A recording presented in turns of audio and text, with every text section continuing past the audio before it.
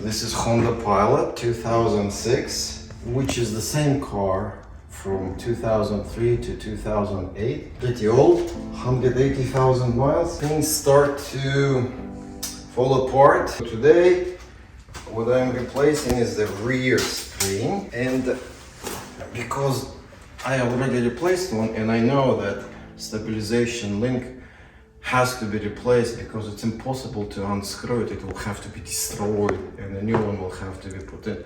It's 15 bucks. Not big deal. The spring requires two rubber ring on top and plastic ring on the bottom. They're 16 years old over there. So this is the rear left, and because I have already replaced the rear right, I know you need them.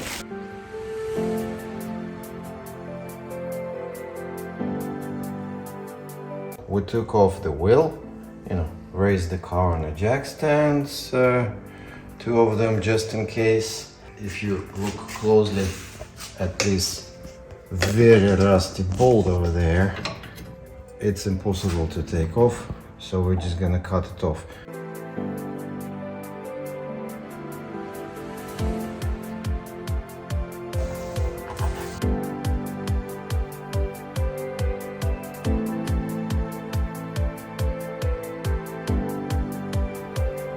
Done. We cut off the bolt and this link, and just can be taken out, I believe. There it is. The plan is to replace this spring, which is between the body of the car. There's the rubber washer there. We got a new one. And between this big fork, which is attached to the wheel hub with this one bolt. When this big thing falls, it's gonna pull on this. And that's a 10, which I have right here. Yeah, these little 10s are like almost completely rusted through. If you could get the replacement for this. That's it. And we'll put this on the top, because this one's gonna go down. To soften the dropping part, we're putting standard issue Honda Pilot supplied in the trunk jacks and jack tool. Jack. Alright, so we're gonna just raise it just a little tiny bit, so that there is no pressure on the bolt. 17 millimeter, 16 years, that's a long time. WD-40 on there. The WD-40 towards the base of the bolt. There it goes. We don't want it to just fall. See, it's ready. Oh, there it goes. Yeah, that's all it is. You just have to rotate it while pulling. That's it. It's hanging by a thread, literally. There you go. It's a little bit of thread on the end, and pull it out. So it's loose now, as we release. Nothing is holding nothing, and jack stand is pretty much, that's it. Push with your feet a little bit on, and while watching this little line, wiggle it out. Not much effort at all, and the old part is out.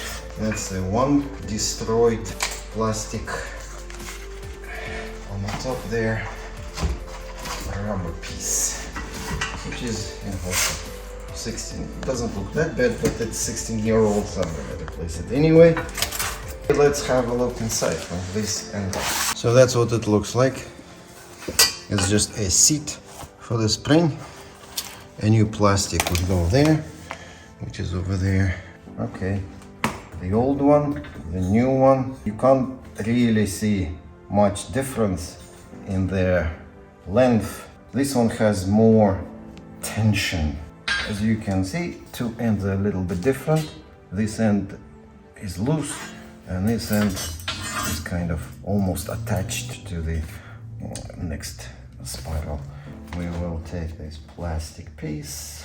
The seat is shaped like this. Two holes which you kind of line up, and there it is.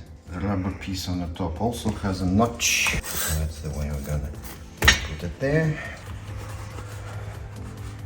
Now, I would like the spring top to be in the hole like this. That's how it's supposed to be in there. Now, push it in, and it's in.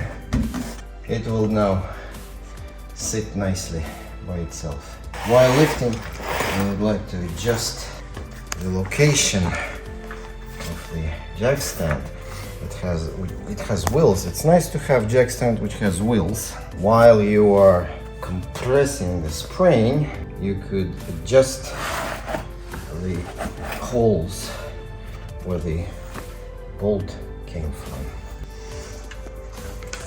Now, the bolt has a cone shape, so I can insert the end and now push on it ever slightly while checking it.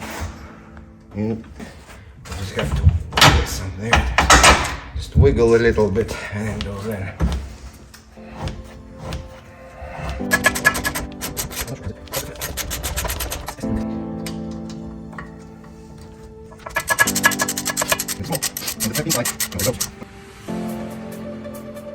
It's there in place. Now the link.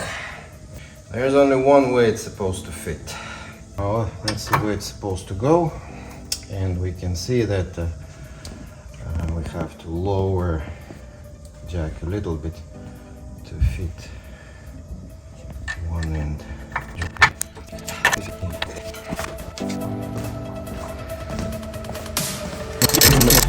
Basically, the torque is such that it is as strong as you can do it without destroying the threads. Okay, so not too tight because we want to fit it into that hole. So I'm going to try to lower it gently. Even more gently. Something like that maybe. Oh, almost a little bit more.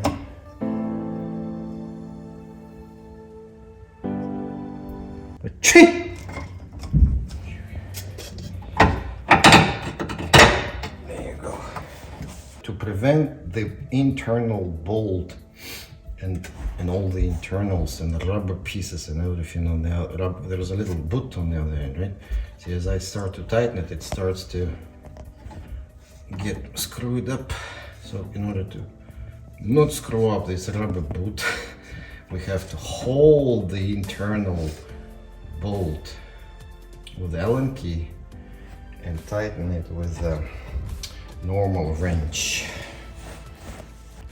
That's the Allen key. That's the 15mm tighten.